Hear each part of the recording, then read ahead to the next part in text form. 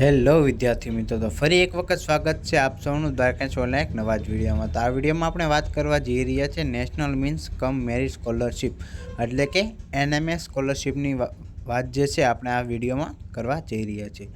તો સૌપ્રથમ આપણે વાત કરીએ તમને આ વિડીયોમાં કઈ કઈ માહિતી જે છે જોવા મળશે તેની વાત કરી લઈએ। જો તમે ચેનલ ઉપર નવા હોય તો દ્વારકાશ ઓનલાઈનની ચેનલને લાઇક શેર અને સબસ્ક્રાઈબ જરૂર કરી દેજો, તમારા મિત્રો સુધી પણ આ વિડીયો પહોંચાડજો। તો વિડીયોમાં તમને તારીખ છે, કોણ કોણ ફોર્મ ભરી શકે, આવક મર્યાદાને કેટલા ટકા હોવો જોઈએ તે જાણવા મળશે।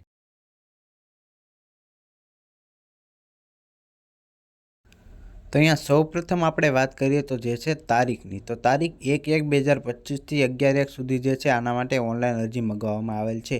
ને અરજી કરવા માટે તમારે જે સ્ટેટ બોર્ડ એક્ઝામિનેશન એટલે કે SCB exam.org.ની સાઇટ ઉપરથી તમે લોકો જે છો અરજી કરી શકશો।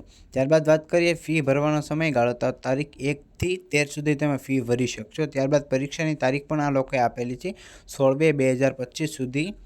16/2/2025ના દિવસે જે છે આની ટેસ્ટ લેવામાં આવશે એટલે કે એક્ઝામ લેવામાં આવશે। ત્યારબાદ વાત કરીએ શિષ્યવૃત્તિ કઈ રીતે પ્રોવાઈડ કરવામાં આવશે, તો જે લોકોના મેરિટમાં નામ આવે છે તેને દર મહિને 1000 રૂપિયા એટલે વર્ષના 12,000 રૂપિયા અને 4 વર્ષ સુધી જે છે આ સ્કોલરશિપ મળતી રહેશે। ત્યારબાદ છે વિદ્યાર્થીની લાયકાત, તો જે વિદ્યાર્થીને ફોર્મ ભરવું હોય તે શૈક્ષણિક વર્ષ ધોરણ 8માં સરકારી પ્રાથમિક શાળામાં જે છે ભણતો હોવો જોઈએ, ગવર્મેન્ટની ઓલામાં ભણતો હોવો જોઈએ। ત્યારબાદ જે છે ટકાની વાત કરીએ તો ધોરણ 7માં ST અને OBC કેટેગરી અને જનરલ માટે 55% અને SC ST માટે 50%ની જે છે અહીંયા લાયકાત રાખવામાં આવેલ છે। ત્યારબાદ જે છે આવક મર્યાદા કહીએ તો 3,50,000થી વધારે જે છે વાર્ષિક આવક હોવી જોઈએ નહીં કુટુંબની। ને આવકનો દાખલો તમારે જે છે મામલતદારશ્રીનો અથવા તાલુકા વિકાસ અધિકારીનો અથવા તલાટી કમ મંત્રીનો અથવા કોઈપણનો અહીંયા હાલ છે પણ ગ્રામ પંચાયતનો દાખલો તમારો જે છે અહીંયા નહીં કરવામાં આવે। જાતિનું પ્રમાણપત્ર પણ તમારે મામલતદારમાંથી લેવાનું રહેશે।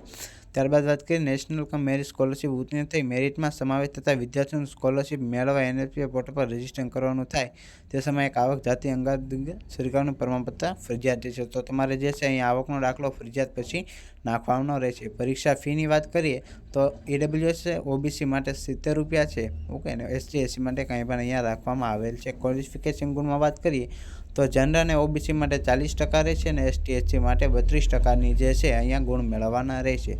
ત્યારબાદ વાત કરીએ એક્ઝામ પેપરની, તો બૌદ્ધિક યોગ્યતા કસોટી પ્રશ્નો 90 અને ગુણ 90 અને સમય પણ 90નો હશે। અને શૈક્ષણિક યોગ્યતા કસોટી અને એમાં પણ પ્રશ્નો 90 અને ગુણ 90 હશે અને 90 મિનિટનો સમય જે આપવામાં આવેલ છે। ત્યારબાદ અહીંયા તમને અભ્યાસક્રમની પણ વિગતો આપેલ છે, તો તમે વિડીયો પોઝ કરીને તે પણ તમે અહીંયા વાંચી શકો। ત્યારબાદ છે ક્વોલિફાઈંગ ગુણમાં, તો 40% એ તો જોઈ લીધું આપણે, જનરલ અને OBC માટે 40% છે અને SC ST કેટેગરી માટે છે 32% જે છે અહીંયા તમારે ક્વોલિફિકેશન ગુણ મેળવવાના રહેશે। ત્યાર પછી વાત કરીશું આપણે PS કેટેગરી વર્ગીકરણ, તો કઈ રીતે વર્ગીકરણ છે। ત્યારબાદ જે છે આધાર કાર્ડ ઉપરથી અથવા કઈ રીતે તમારે સંપૂર્ણ ફોટો અથવા સિગ્નેચર કઈ રીતે અપલોડ કર્યું તે બધી જ માહિતી અહીંયા તમને આપવામાં આવે છે। કસોટીનું માળખું પણ અહીંયા જે છે વિગતવાર તમને જે અહીંયા આપવામાં આવેલ છે। તો જો તમે વાંચવામાં પહોંચતા હોય તો વિડીયો પોઝ કરીને પણ તમે જે છે આ સંપૂર્ણ માહિતી જોઈ શકો છો, અથવા તો સ્ટેટ એક્ઝામિનેશન બોર્ડ એટલે કે SCB exam.org પણ જઈને તમે કરી શકો।